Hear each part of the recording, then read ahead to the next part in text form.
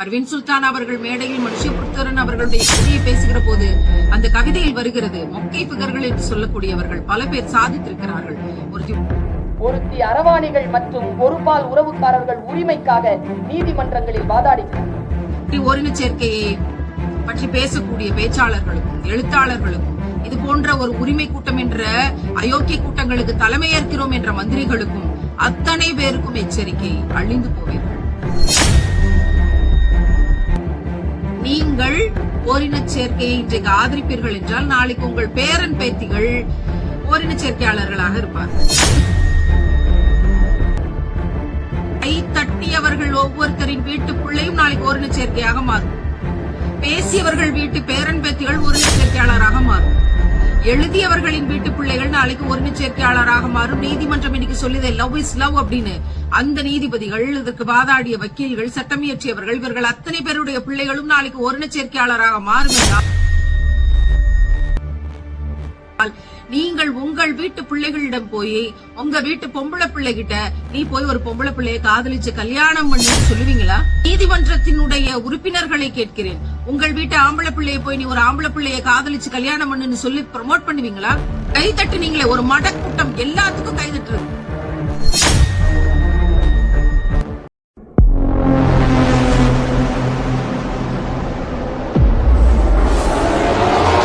மொக்கை பிகர்களின் சரித்திரம். மொக்கை பிகர் என்று அழைக்கப்பட்ட நிறைய பெண்களை எனக்கு தெரியும். ஒருத்தி இஸ்ரேலில் இளநிலை விஞ்ஞானியாக இருக்கிறாள். ஒருத்தி ஆசிய அளவிலான மாரத்தானில் 100 மீட்டரில் தங்கம் வென்றாள். ஒருத்தி அதர்மத்திற்கு எதிராக தெருவில் நின்று கூச்சல் போடுவதால் மாதம் ஒரு முறையாவது போலீசிடம் அடி வாங்குகிறாள். ஒருத்தி கம்பன் கடகங்களில் கம்பராமாயண சொற்பொழிவாற்றுகிறாள். ஒருத்தி அரவாணிகள் மற்றும் ஒருபால் உறவுக்காரர்கள் உரிமைக்காக நீதிமன்றங்களில் வாதாடுகிறார். நீங்கள் ஓரின சேர்க்கையை இன்றைக்கு ஆதரிப்பீர்கள் என்றால் நாளைக்கு உங்கள் பேரன் பேத்திகள் ஓரின சேர்க்கையாளர்களாக இருப்பார்கள். இதுக்கு நீங்க உடன்படுறீங்களா? சமீபத்தில் பர்வீன் சுல்தான் அவர்கள் மனுஷபுத்திரன் அவர்கள் எழுதிய கவிதையை சிலாகித்து பேசுகிற போது அதுல அவங்க ஓரின சேர்க்கையை பற்றி அதுல வருது. சிலாகித்து முற்போக்காளர்கள், கவிஞர்கள், புரட்சியாளர்கள் இதெல்லாம் அப்ரிஷியேட் பண்ணிட்டு கை தட்டிட்டு போயிட்டே இருக்காங்க. கை தட்டியவர்கள் ஒவ்வொருத்தரின் வீட்டு பிள்ளையும் நாளைக்கு ஓரின சேர்க்கையாக மாறும். பேசியவர்கள் வீட்டு பேரன் பேத்திகள் ஓரின சேர்க்கையாளராக மாறும். எழுதியவர்களின் வீட்டு பிள்ளைகள் நாளைக்கு ஓரின சேர்க்கையாளராக மாறும். நீதிமன்றம் இன்னைக்கு சொல்லுதே லவ் இஸ் லவ் அப்படின்னு. அந்த நீதிபதிகள், இதற்கு வாதாடிய வக்கீல்கள், சட்டம் இயற்றியவர்கள், இவர்கள் அத்தனை பேருடைய பிள்ளைகளும் நாளைக்கு ஓரின சேர்க்கையாளராக மாறும் என்றால் நீங்கள் உங்கள் வீட்டு பிள்ளைகளிடம் போய் உங்க வீட்டு பொம்பளை பிள்ளைகிட்ட நீ போய் ஒரு பொம்பளை பிள்ளைய காதலிச்சு கல்யாணம் பண்ணுன்னு சொல்லுவீங்களா? கை தட்டியவர்களை கேட்கிறேன், பேசியவர்களை கேட்கிறேன், எழுதியவர்களை கேட்கிறேன், நீதிமன்றத்தினுடைய உறுப்பினர்களை கேட்கிறேன். உங்கள் வீட்டு ஆம்பளை பிள்ளைய போய் நீ ஒரு ஆம்பளை பிள்ளைய காதலிச்சு கல்யாணம் பண்ணுன்னு சொல்லி ப்ரமோட் பண்ணுவீங்களா? பிறகு யாருக்கோ எவனுக்கோ என்று நினைச்சு நீங்க இன்னைக்கு இந்த வேலையை ப்ரமோட் பண்றீங்க. நாளைக்கு என்ன ஆகும்?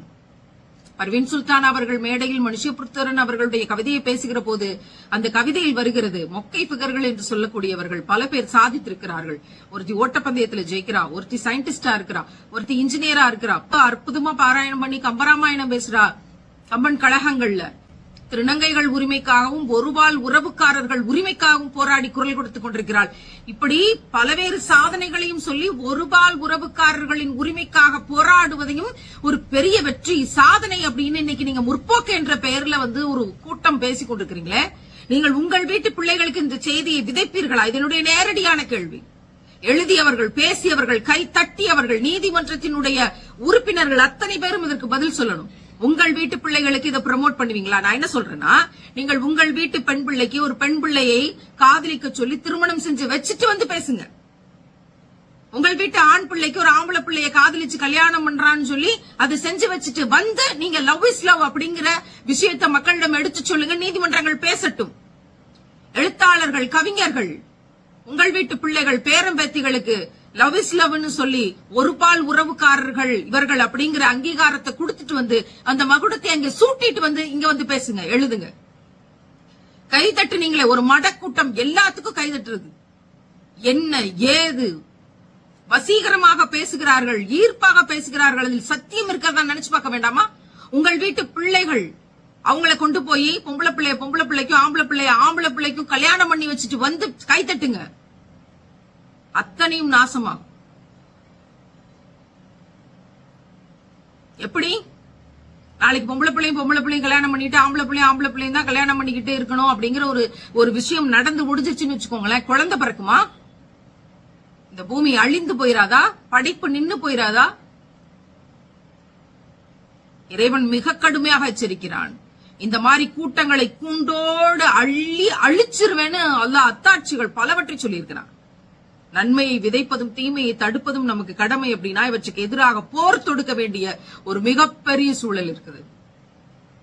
திருநங்கைகள் திருநம்பிகளின் உரிமை என்பது வேறு, ஓரின சேர்க்கையாளர்கள் அப்படின்னு சொல்லக்கூடிய கூட்டம் என்பது வேறு.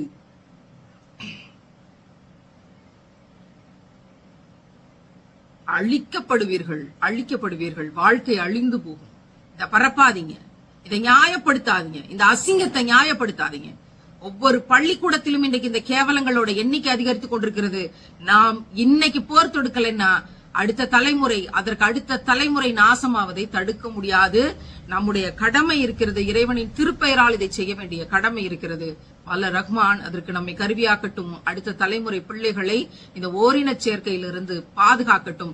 ஓரின சேர்க்கையை பற்றி பேசக்கூடிய பேச்சாளர்களுக்கும் எழுத்தாளர்களுக்கும் இது போன்ற ஒரு உரிமை கூட்டம் என்ற அயோக்கிய கூட்டங்களுக்கு தலைமையேற்கிறோம் என்ற மந்திரிகளுக்கும் அத்தனை பேருக்கும் எச்சரிக்கை, அழிந்து போவீர்கள்.